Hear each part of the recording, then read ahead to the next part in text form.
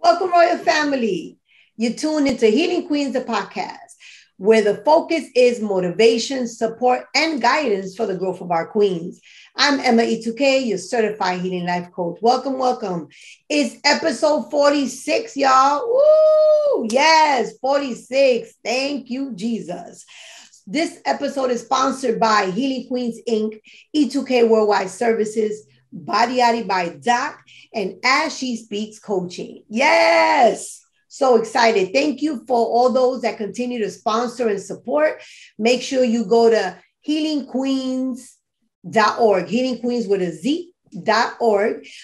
There you can be able to either sponsor or listen to the podcast or just check out everything we're doing. All donations go there, and you know we love them.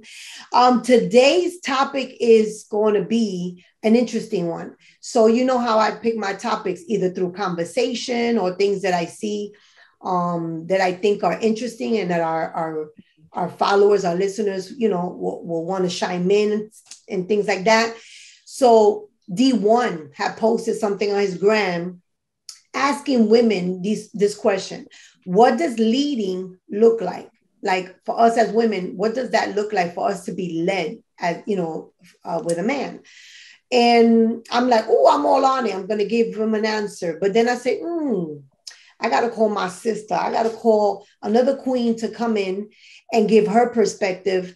Me as a single woman and her being in a relationship. And what does that look like to us? So we're going to talk about that. Let me bring my guest for today is Michelle Morton, AKA Poet She Is. She is a mental health advocate, a speaker, a clinical mental health therapist. She's the founder of As She Speaks Coaching and spoken word artist. Michelle founded As She Speaks in 2018 and has one of Tampa's top open mics. I could attest to that. Led by women. Yes. In addition to ongoing workshops and mental trainings, her focus is to bring healing, growth, and mental health awareness to the community of women. Michelle was born and raised in Tampa, Florida, y'all. She moved to Tampa 5 years ago with the mission to help grow and heal her community. Since then, Michelle has been nominated through Creative Loafing Magazine, Best of the Bay. In addition, she was once the host of Poetry Is on 88.5 WMNF.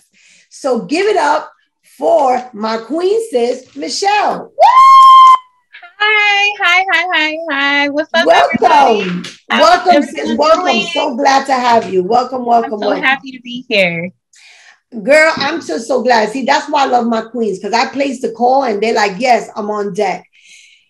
Today, you know what we're talking about. So we're talking about, yes. So we're talking about what does leading look to us as Christian women, right? Me as a single woman, you as a woman that's in a relationship, right? What does that look like for us to have a man leading us? So I'm so excited.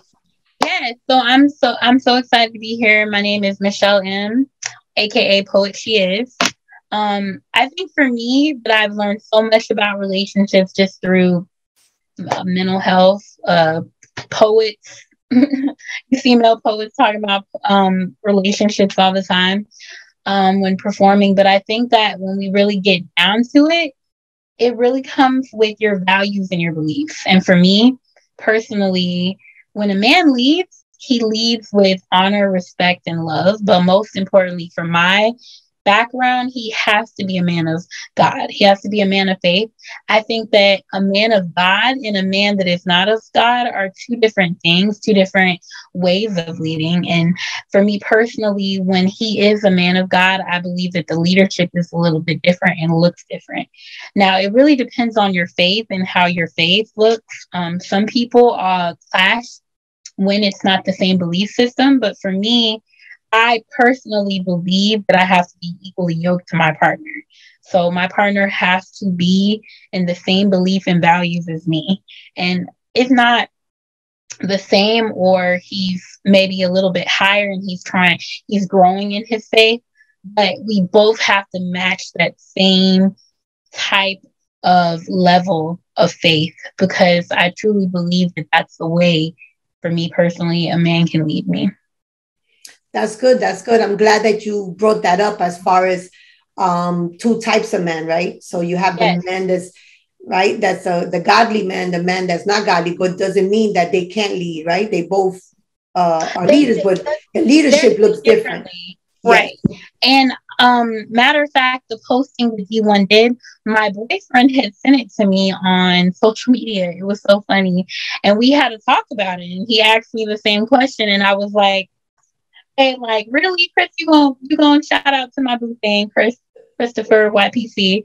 I was like, you really gonna ask me this question? And it was on the spot. And I said, well, this is a good conversation.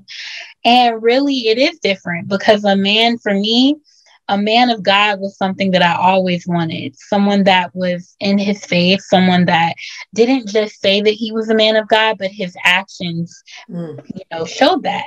He bared the fruit. The fruit was evident. And so for me personally, I wanted someone like a Moses, like a David.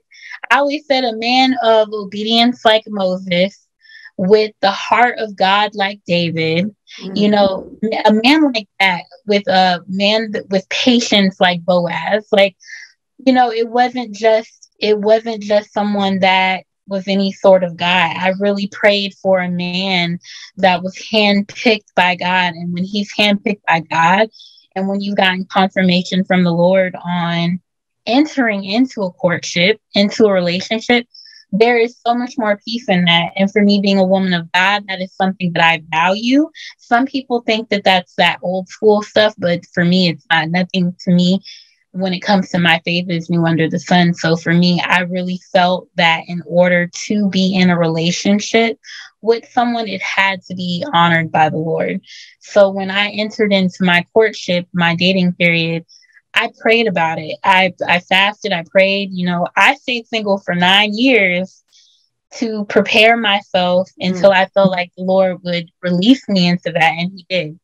I do believe as women, we can't just be like, God's just going to put them right down in the middle, whatever. I do believe that during our waiting period that we should be doing things to prepare ourselves, and also make sure that you're a woman who can lead in her community. A woman that can lead in Christ, because that's going to attract a man of God who would want to be interested in you. So let me ask you something. You said that you was alone for 9 years, right? And then you prayed and God allowed this courtship. Has it been difficult though? Because for 9 years, you kind of been on your own, doing your own thing. Yes. And now here comes, right, the man in the relationship that is meant to lead, right? Yes. So how has that been for you, that transition? Because I know it can't be easy. It wasn't easy. It wasn't an easy transition. For me personally, I believe that it took a humbling process, still humbling, because in order to let a male lead, you really have to be humble. You have to understand what the purpose of a man leading looks like, why he should lead, the role of it, and then understanding what a biblical relationship looks like and the reflection of how God would want it. One of the things that I look at is the Trinity, the Father, the Son, and the Holy Spirit. Women and men both look at this as a complex theory, because some women or men can look at it as, oh, well, the man is over dominating you and this and that. But I don't believe in it being looked at that way. I believe that when you give honor to your partner as he leads, that is showing reverence to God. Just like we show reverence to the Lord, it's in my opinion, in the same way. And there is biblical wording that says that. So, like I said, that's only if you are in the Christian faith. For me, being a believer of God, I truly believe that relationships are hard work. They're not easy. It definitely takes patience. It takes you both praying. It takes you both being vulnerable. The vulnerability process is not easy. I mean, you think about it. You've been single. You've been waiting. This person comes and you're having to open your heart, your soul, your spirit to them. It does take its role. It can be challenging. It can be overwhelming. It can be a self-reflection of yourself. I believe that when you are with someone, the things that your flaws will show, and things that you have not dealt with will be dealt with, because it'll come out. And the more you open your heart, the more those things will come out. And I say that, you know, being in a courtship has been challenging. It has been a blessing as well, because it's matured me. It stretched me. It's grown me.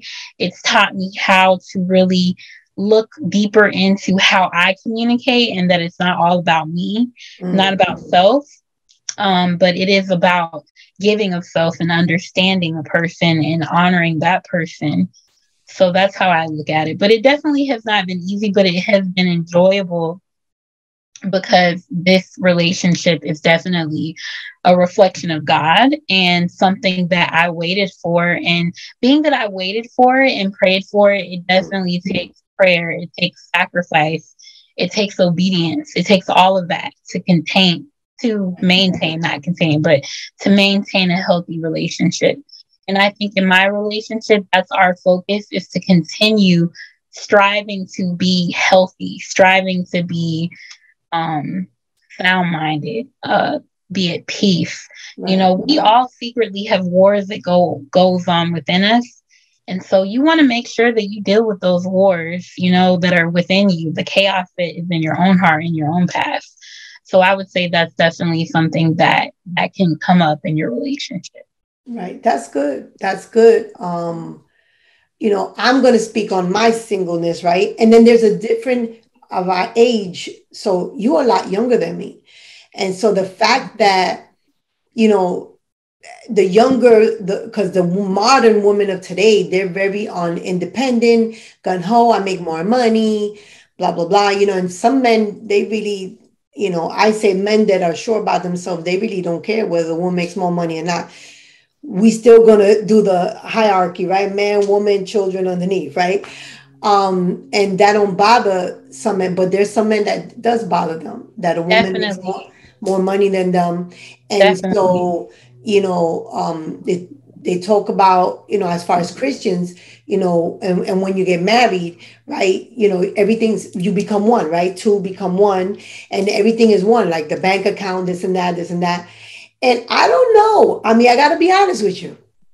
I don't know if I can, and I'm speaking from being single. I mean, things can change, right? Who knows, right? God only knows. But today, right now, I don't know if I want to share the same bank account necessarily. Like take the code to my phone or whatever, those things, I don't care. I'm not hiding anything or whatever. If I do merge with someone, I have none to hide. I'm very, you know, I'm like an open book. And with that, I don't mind. But I guess, I don't know, maybe with the money, I still have issues because I've worked hard for it. I'm very afraid of that's real. That comes up. Yeah, I'm very afraid, not afraid, I don't want to use the word, but I'm very cautious of remaining stable. And in my stability, I got to make sure my funds are there to pay my mortgage, pay my car note, pay my, you know, I can't tell my kids there's no milk in the refrigerator. Like you know, talk about it. So, right. Talk about it. So there has to be that level of security, at least for me. You know, that I know that is there, that something is secure. And that's not really looked as a good thing because you're supposed to share. But what about if I'm not comfortable in leading him? Like he has to have his own thing going on. So you want to lead me, but you ain't got nothing going on for yourself? No. Okay. The way that I look at it is that it's like, help me out. Right. Like when you come to the table, you know, I am a millennial, but I'm also mixed with a little bit of old school. But when you come to the table and you're presenting yourself, some of the things that I believe is that you don't come to the table with paper plates. You come to the table with china, with crystal. Okay.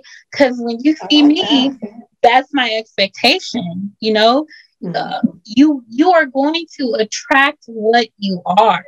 So what you see about yourself, how you live your life, what you think and know about yourself, you're going to attract that. So sometimes people think when you are in a relationship, oh, this person is that way and this way, and they're bad and they're toxic, what they call it, the red flags. What about the green flags? Do you have green flags? Do you have green flags? Because if you don't have green flags and you want a man that has green flags, but you have red flags instead of green flags, I like that. You can't expect what you don't do yourself. I like that. Any woman that wants a man of God, but they're not living that life for the Lord, they're not honoring him, they're not seeing themselves as a woman of God already, or, not just seeing yourself as a woman of God, but living it out, believing it. You're not knowing that you're a wife to the Lord. He's already your husband. You're already a wife. It talks about in the word, he that findeth a wife, but you're already a wife before he finds you. Yeah. So let me also let me also share, I guess, or say, for those men that do lead their household and maybe are not men of God. I mean, as far as I think you're all men of God, but the ones that I guess walk it, you still should lead your family with love. You still should honor your household, your woman, your wife. You shouldn't be cheating. And you should make her want to be submissive, not scare her into being submissive, but she should want to gladly, because, hey, my man, is there and he keeps me safe and he pays the bills. And it's not about just paying bills, but I'm saying he stands on his two and he protects his family. Like, I'm going to be led by a man that I know that could take care of me spiritually, emotionally, right? If I'm crying, if I'm having a bad moment, whatever, are you going to hug me? Are you going to be like, it's okay? Or are you going to tell me to be quiet and suck it up, buttercup? So I just wanted to throw that in as far as for the non-believers, because we don't, right? Because it can be. And pause it and double take. Go ahead and say that again. When you said that he needs to be a man that is a leader in the household. Right. Well, so he needs to be a man. A real man wants to do great things and amazing things for his family. Wants to be, if you want to be the king, right? So check out the definition, what a king really means in a castle. Exactly. What a king really means in a castle, and what position the queen plays. Exactly. And give her that space. So exactly. To wrap it up really quickly, right? With speaking about just a man of God in particular, because since you are dating a man of God, what does him leading you look like? So that's a good question. A man of God leading me. A man of God leading me should look like someone that loves God. If he loves God, he can lead me. If he's honoring God, if he's letting God lead him, then he can lead me. If he's not allowing God to lead him, then he can't lead me.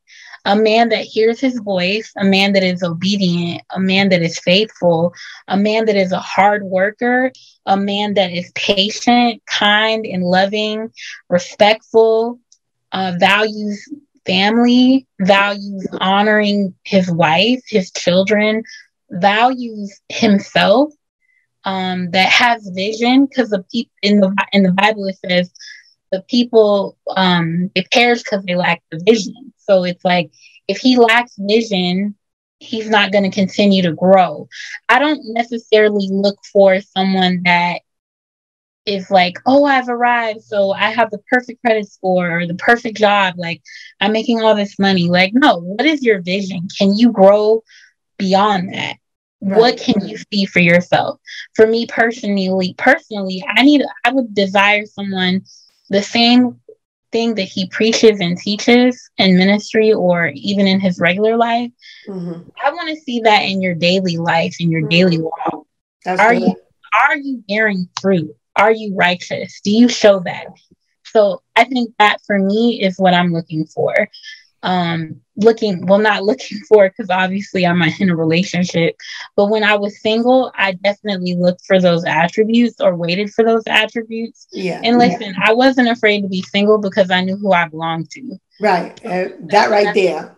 Women, don't be afraid to wait on what you deserve. Don't settle. Settling gets you the bad fruit. Right. Settling gets you the paper plate, not the china. We want the china. I want the china. And then when you get married, you get upset because this man is like this. That man showed you who he was already, so you can't get upset when you saw those flags in the beginning. Right. So for me, I'm paying attention to all of that during the courtship. And I believe that if you see those things, someone that wants to, represent those qualities, then that's the person that you should really get clarification on God if you should enter in a courtship with him. Right. That's good. So I think we've given some great information. At the end of the day, everybody of course has to decide and choose with this situation. In any relationship, you have to either you honor the person you're with, or you're not going to have a healthy relationship, right? There's got to be honor and respect between what's happening, whether there's children or not, right? Because if you decide to be with this man and you're seeking a future with this man, you want to be happy, you want to be healthy in it, right? So definitely. Yeah. So thank you for coming in, girl. Thank you for just touching on this topic with me. I'm going to tag D1 to this and see what he thought about it. And I just want to tell women across the world, men and women, don't waste your singleness trying to catch fishes that don't belong to you. Oh, I think I'm going to leave it right there. Drop the mic. I'm not going to drop this one because I don't want to have to buy another one, but I'll drop the mic. Yes. Thank you, sis. I appreciate you. Everybody, thank you for the support. Thank you. Make sure I'm going to, down below will be where you can follow Michelle. Please show her some support. Follow me.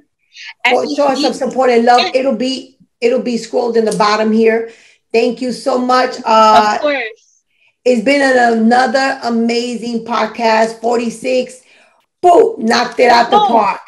Thank you, sis. I appreciate it. Thank you for having me. I appreciate you too, Queen. Thank you, Queen. Salute. And we're out of here. Until next time, man, be good. Be good to yourself. Be kind. But most of all, stay amazing. Know who you are. And remember, if they don't see the crown, they can't see you. If they don't see the crown, they can't see you. So, peace.